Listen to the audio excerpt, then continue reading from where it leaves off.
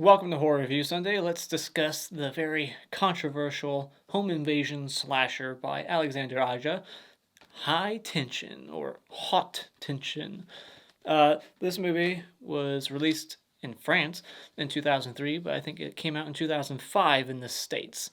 Now, this is from the writers of the Maniac remake, phenomenal film, and director Alexandre Aja, who did Crawl, The Hills Have Eyes, a recent movie on Netflix called Oxygen, and I think Mirrors, Keith Sutherland film. He's done a lot of great horror movies, and this is another one of them. It's a movie that's very divisive. A lot of people love it or they just hate it. And it's all because of the twist. Best friends Marie and Alex decide to spend a quiet weekend at Alex's parents' secluded farmhouse, but on the night of their arrival, the girls' idyllic getaway turns into an endless night of horror. Now, getting into what I like about this movie is I really love the idea behind this twist. I like what they were going for. I think it's an amazing idea. I want to see it in another movie done more cleverly. And I also love the kills in this movie are pretty brutal, very gory, a little unrealistic, especially when things are revealed. And there's lots of blood, and so yeah, if you're a gore hound, this movie is definitely worth seeking out. I also like that on rewatch you can spot many different little clues at the twist. So it's not like it's so much of a cheat at the end. It doesn't feel like a twist where they just kind of threw it in last second, like they never planned it before. Like it was just a spur of the moment thing. Oh, and now this happened. No, they threw in a bunch of stuff throughout that point at the twist. And so on rewatch, it's just kind of cool to be like, oh, I never noticed that detail before, and now this line of dialogue makes more sense. Stuff like that. And I do think the movie is mostly successful at being horrific and uh, you know suspenseful. Has lots of great tension when the main girl's like hiding underneath her bed and trying not to make a sound, and like all the sequences at the farmhouse are pretty fantastic, and there's a good suspenseful moment at the gas station. And I like that Alexandre Aja doesn't have like a bunch of cheap jump scares in here. Like, in fact, he kind of uh, pretends like he's going to have those jump scares where he'll have the character get in front of a mirror and then the camera will go low and then come back up and there's nothing there. They do that a couple of times in the movie, so I like that. There's not cheap jump scares with the loud noise. It's not like American films nowadays. It's still happening. I wish we would get past it and stop doing it, but we're still doing it. Getting into what I don't like about the movie is first up the score. I found to be very annoying in a couple of moments where for like 2-3 minutes straight there was just this constant looped high pitched sound. It was just very agitating. And I do feel like the writers could have done a better job with this twist, like revealing it in a better way and having it make more sense on rewatch. There's things they throw in here just to cheat the audience where it's hard to explain like how it's possible what we're seeing if this is true. Like it's hard to explain. I just feel like the writers cheat the audience in a few moments to make it like impossible to predict the twist. I think it could have been much more cleverly done without cheating. I also would have liked a little bit more character development in the first act between Marie and Alex, like get a better understanding of like how long they've been friends. Is this like the first year they've met? How long have they been friends? They can't be like childhood friends because she's meeting her family for the first time. So did they just meet in college? I don't know.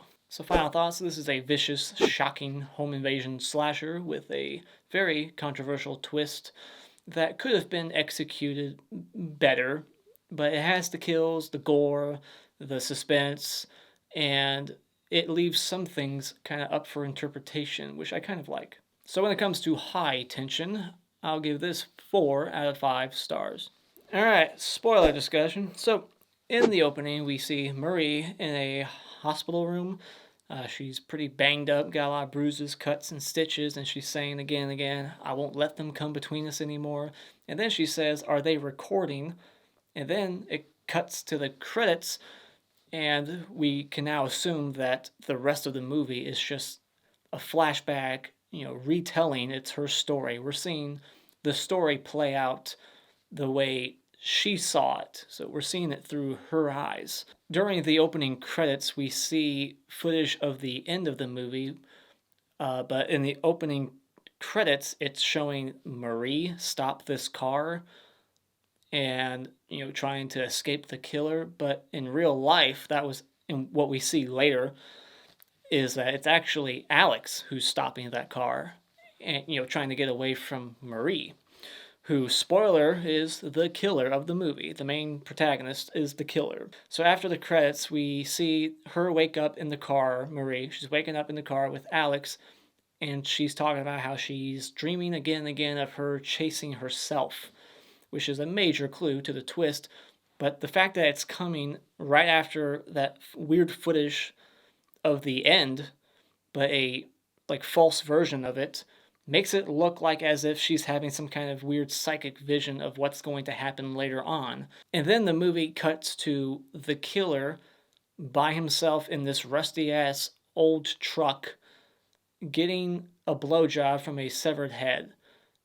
And it's some chick's head, some chick we've never seen before. And all of this is happening somewhere else. I think it's near the farmhouse, because we can hear, I believe, the kid, Alex's brother, playing with his gun in the distance. So he's not too far away when he's doing that to himself. But it's this is cheating. We're seeing the killer on his own doing something else, while our protagonist, Marie, is over here with Alex. So I feel like that's a cheat, and we should just watch. The whole movie should have just played out through her eyes. She should be in every scene. We should just see everything that she sees. She's not seeing the killer do this with the severed head. So it just doesn't really make sense. Is she really telling that? Because keep in mind, everything we're watching is a story she's telling to the police. So is she saying that detail to them? And then the killer was giving himself a blowjob with a severed head over here where I was not at. How does that make any sense? It's funny to see that even French radio stations like to play the same list of songs on loop every day. I remember back in the day, a certain radio station, I would joke if you missed this song, don't worry, come back an hour later, it'll be on again. In this movie, there's a song playing, and then it cuts to night, and that song's on the radio again. So after Marie is introduced to the family, Alex goes to take a shower, and Marie goes outside for a smoke break, sits on the swing, looks up, and she can see Alex taking the shower through the window, and the shower curtain is wide open. Why is the curtain open? And B, why is there a window in the bathroom? I don't understand why anyone would want a window right next to their tub so that people can see them naked. Although this house is in the middle of nowhere, so no one would really see them. But it's still weird that she's taking a shower with the curtain open. Then after she sees her friend naked, she goes upstairs and starts to finger herself with music. She puts headphones on, loud music. I'm wondering if she locked the door. She's at her best friend's family's house. That just seems really risky. I would not go to my friend's family's house and then on the first night I'm there start jerking off, loud music playing so I can't hear the doors opening and someone's walking down the hall towards my room. I hope she at least locked the door before she started, flicking her bean. And interestingly enough, the moment she climaxes is the moment that the killer arrives at the house. So is there a connection there? Her, finishing what she's doing, awoken her evil alter ego, and then she hears the dog barking downstairs at the killer. How is this possible if she's up there but she's also down there at the door, so it's like it doesn't work.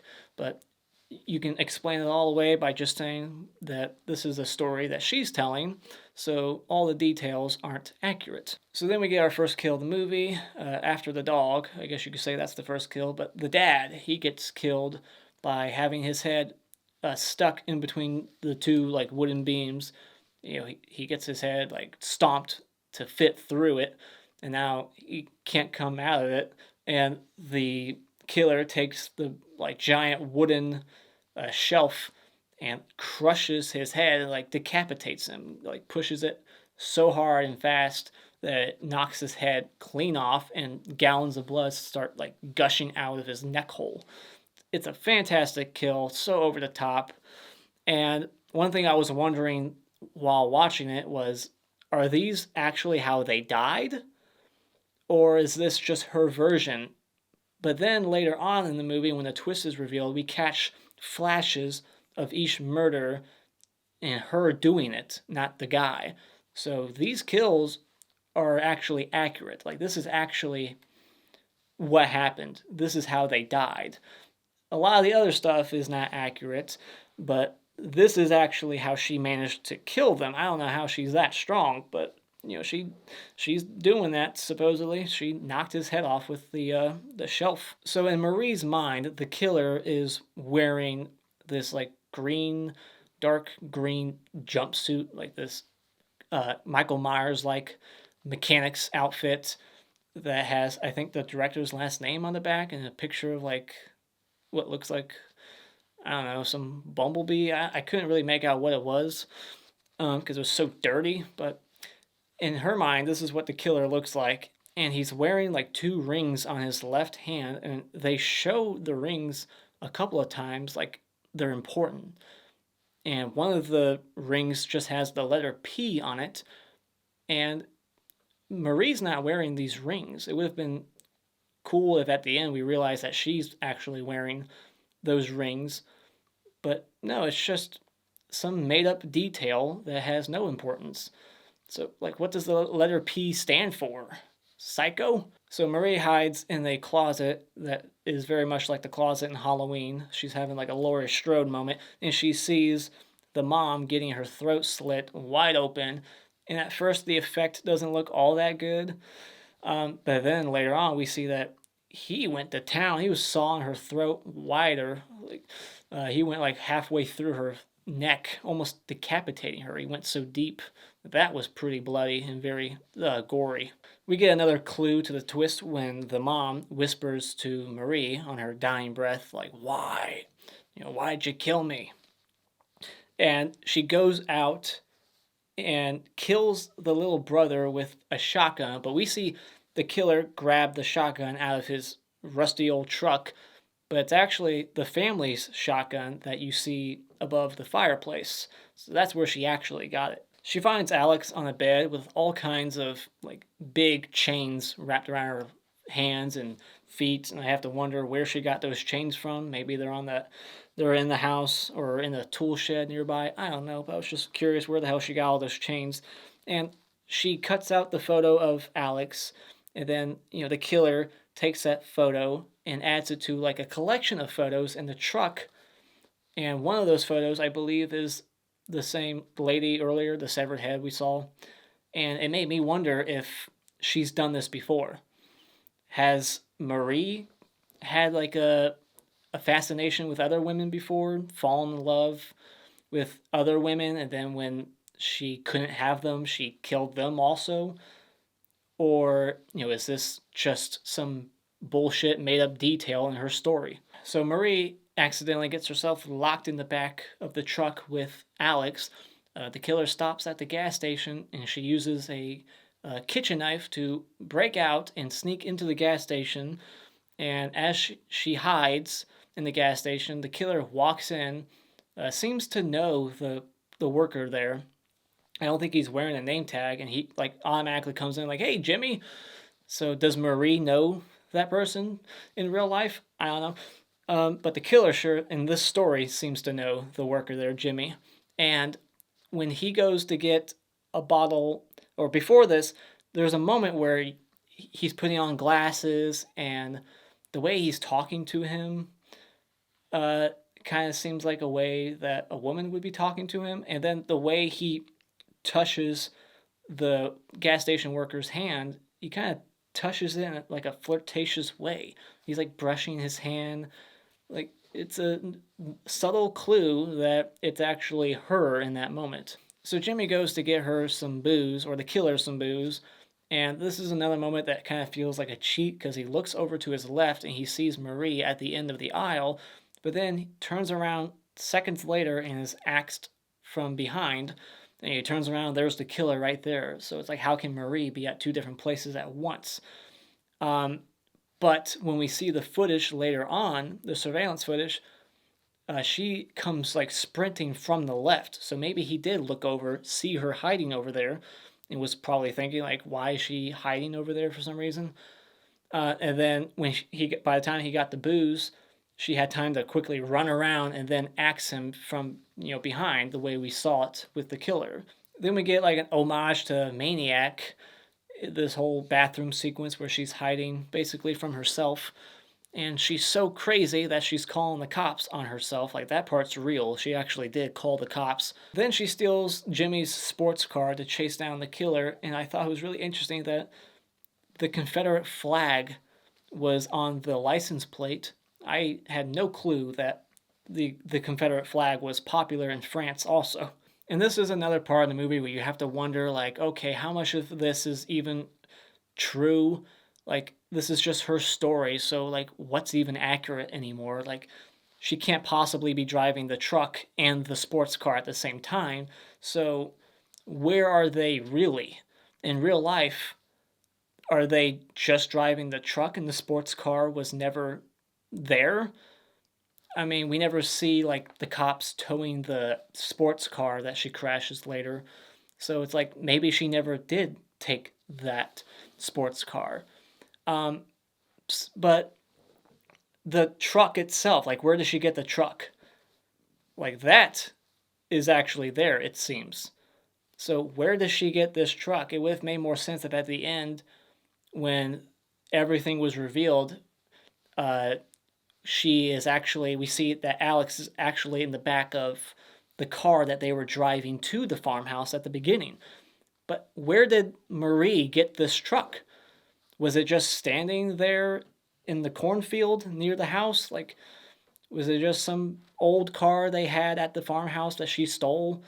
Like, I don't understand where she got the truck. I wish that would have been explained. So the killer rams Marie off the road, and when she gets out of the car, we just see that she has a cut on her cheek and her arm. We think it's damage caused by this car accident that really never could have happened. So what really caused that damage, or was that damage ever really there? You could argue that the wounds that we see caused from the car accident is actually just wounds caused by Alex with the knife that she has. When maybe she freaked out and was attacking her while she was driving, and did she actually crash the truck instead while driving Alex, and that's how she got the cut in her face and her arm? Because of Alex? Was that what really happened? So now we're at the point of the movie where Marie finally kills the killer. She takes a wooden stick wrapped in barbed wire and beats the shit out of him, then starts strangling him with a plastic bag, and then goes to Alex in the back of the truck, wrapped in chains still and gagged, and tells her, I killed him, we're safe. And then it cuts back to the police. They're at the gas station and they look at the surveillance footage, and the twist is revealed that she was the one that axed the gas station clerk. And then Alex starts freaking out and telling Marie to get the fuck away, you murdered my family. And then Alex stabs Marie with the kitchen knife, and this makes her snap back into her alter ego. She turns right back into the killer again and chases her off with a buzzsaw that was just sitting in the passenger seat of the truck. And we get like a Texas Chainsaw Massacre chase through the woods. And I thought it was interesting that when she became the killer again, he looked the way he looked when he got killed, instead of just being the way he was at the beginning. Like it's almost like as if in her mind he was risen from the dead and he still has all the wounds that she caused him. We get an annoying trope where the car won't start even though it was working perfectly fine a moment ago. I can't stand that shit, but I'm glad it won't start because we get an amazing buzzsaw kill as a result of it not starting it back up.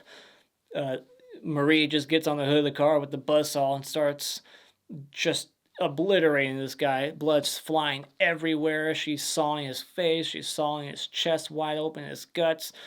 It's fantastic. And then when she leaves the car, she somehow gets a shard of glass in her heel and has to slowly pull it out. And then when she says, "I love you" to Marie, it makes her snap out of it and she becomes Marie again. And then she gets stabbed, betrayed by Alex again. She stabs her with a crowbar through her shoulder. And then she starts saying what she said at the beginning of the movie: "I'm never going to let anyone come between us." And then it cuts to Alex at the hospital visiting Marie. And she's like, "Can she see us through the glass?" And we don't hear an answer, yes or no, but obviously the answer is yes, she can see you, because Marie senses that she's there, turns and looks towards her and the camera and starts smiling and then like lunges towards the camera. So that is the end of High Tension. What are your thoughts on this movie? Is it your favorite French extreme film? Mine would probably be Inside. Let me know your favorite in the comments below. And as always, if you like what you've seen here, you can hit this like button and become a subscriber today just by clicking on my cartoon face in about 5 seconds. And remember, it's all an opinion. You don't need to get butthurt about it.